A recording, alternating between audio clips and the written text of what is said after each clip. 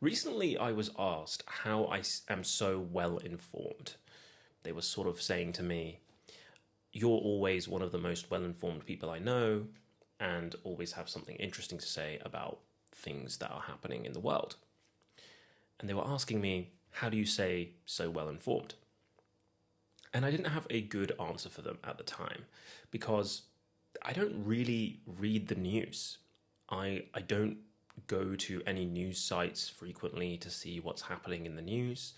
I don't have any news apps or news notifications. Honestly, that could be its own different video, but I find people who have breaking news on their phone just astronomically crazy. They're sort of exposing themselves to such psychological torture at all hours of the day, but that's its own thing.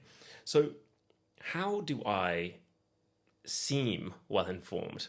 I would say when I don't follow the news and don't have any news apps on my phone. I don't seek out the news at all. And I really thought about this for about, well, the last 2 weeks. And I think I've come up with a good answer to my friend's question. One is, I actually don't think I'm that well informed, but I understand how I can seem well informed, and that's kind of what I want to answer today. But also how I seem well informed to myself. I feel well informed, even though I don't think I am. And the reason for that, I think I'm going to split into a couple different parts. But for this, I want to talk about how I receive information. Broadly, it's one of two ways. I'm not saying that I actively avoid the news. One is definitely through social media. News is everywhere. I just don't seek out the news directly. The news sort of comes to me when it's relevant or cuts through the noise. And the second is when people talk about things, and I find out about things that way. In the same way, I don't seek out the award shows, but I ultimately find out what has happened at the award shows in the weeks afterwards as people discuss things. So I'm still plugged into culture, and that's how I receive a lot of the day-to-day happenings of the world. But that isn't really the question. The question isn't, am I up to date on the news? The question is, how do I seem so well informed? And I think the reason is, when I hear about things and events that have happened, my initial curiosity is always to find out why it has happened. And I think this question is really clarifying in my mode of trying to seek information in order to be more well informed. It's not that I know any more than anyone else, it's that I am using my curiosity to build more context around events that happen in the world. So, how do I do that? One is through explainers. Asking why has this event happened can really get you to understand all of the contextual underpinning of an event. So if we take something like the Trump election, there is a bunch of reasons why that happens. And in order to follow the news cycle, you could just follow the events of the entire election, or you could try to understand more deeply why people believe the way they believe. And one of the ways that you can do that is by using deeper contextual explainers. So instead of reading the day-to-day news, you can look at long reads or analysis or ways that really look to bring context to the forefront of the issue rather than just explaining what's happening on a day-to-day basis. And I think this builds a richer context around what's happening in the news more broadly. And that context gives you the appearance of being well informed because you're able to build a functional mental model of how things are working. So, what do I mean by this? If you have let's say you aren't informed about anything and you come across the Trump election, And instead of following day to day what is in the headlines, or what Kamala Harris is saying or what Trump is saying, and following the news cycle every single day and the polling and all of that type of stuff. Instead, you spend a lot more time trying to understand why voters are behaving the way they are, and that will lead you to asking more why questions, such as if these voters are behaving in these ways, why are they doing that? And that will probably lead you down a road of what opinions they hold, and then you can ask why they hold those opinions, and you might lead into cultural factors, religious factors, you might lead into economic factors. And if you, for example, let's take the economic factors, you would then have to ask, why are the economic factors the way that they are? And you get this sort of spider's web of context in which you can lay all of the news stories of the day. And building this imperfect functional model of the world in different areas of your life, or different areas of culture or of society, I think gives you a really good foundation in order to seem well informed. Because when a new news story breaks, you have this web of context that you can try and place this new news story within. So instead of being buffeted around by the events of the day, you try to situate the events of the day within your current understanding of the world, and continually try to test the limits of your mental model of how the world works, by understanding if this is explainable by the phenomenon and factors that you already understand, or identify the event of the day as a shocking aberration or outlier from the model that you have built already about the world and the context that you have. And if that's the case, then you understand that your mental model of the world actually doesn't sufficiently capture what's happening. So, for example, if you were entirely surprised by the 2016 election of Trump, you can understand that your mental model of the world is fundamentally not capturing the reality of how things are playing out.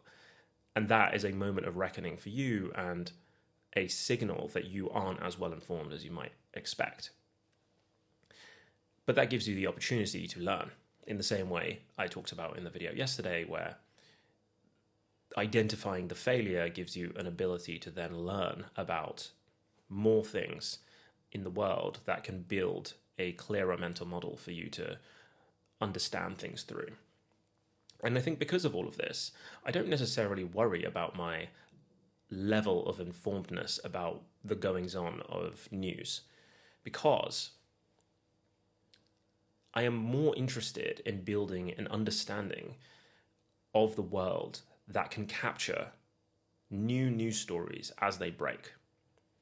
So instead of having a news story break and waiting for people to give me ways to understand the news story, I am already coming to each event that I'm reading about with a mental model that I can use to analyze why things are happening, and continually ask the question of, why is this happening? Can this be explained by the web of context that I have already built about the world?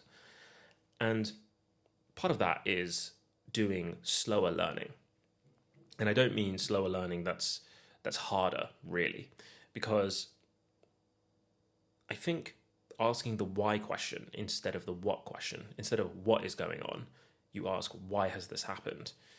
You can answer the what question pretty easily, and you don't actually need that much context, because the why question underpins a lot of things. And honestly, I think in society, the why something is happening moves way slower than what is happening. And so doing a little bit of learning around why things are happening economically, culturally, politically, philosophically, whatever, gives you this deep underpinning for why you gives you this deep underpinning for why things are happening. And I think that's the thing that makes me feel or seem well informed, because I'm not panicking or surprised by a lot of things that happen in the news, because I am always trying to seek context and build this functional model.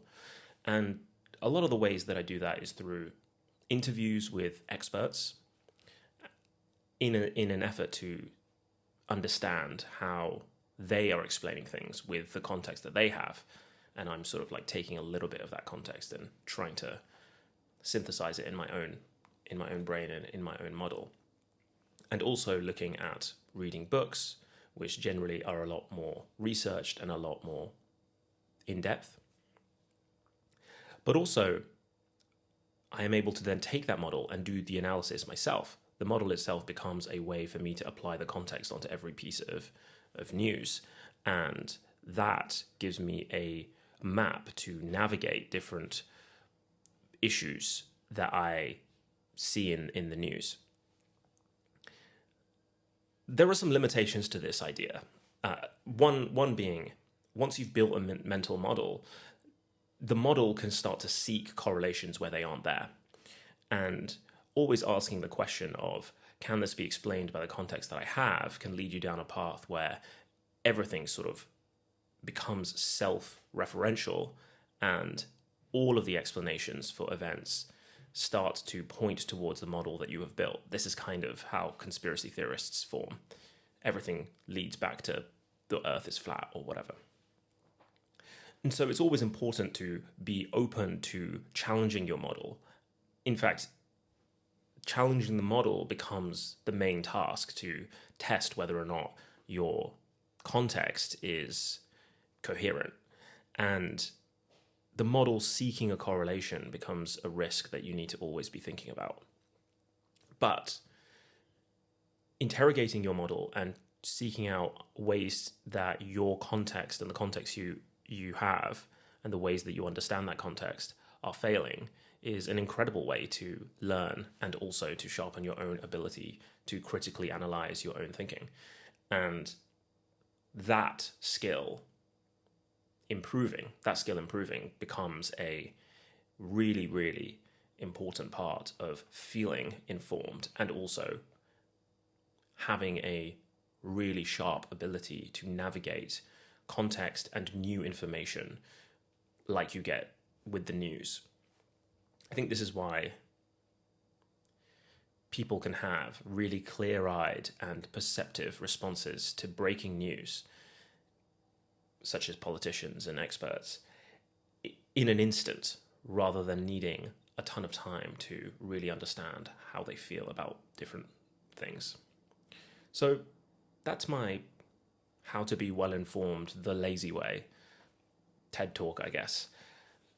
Because I don't think it's actually that hard to start asking more why questions and stop worrying about what is happening. The context, the building of the context becomes its own way of understanding and consuming the news. And the day-to-day happenings of the news become ways for you to build into this mental model. So that's sort of how I'm thinking about that. And that would be the answer that I would have given my friend if I had that at the top of my head. But it took me 2 weeks to think about that. So that's my thought.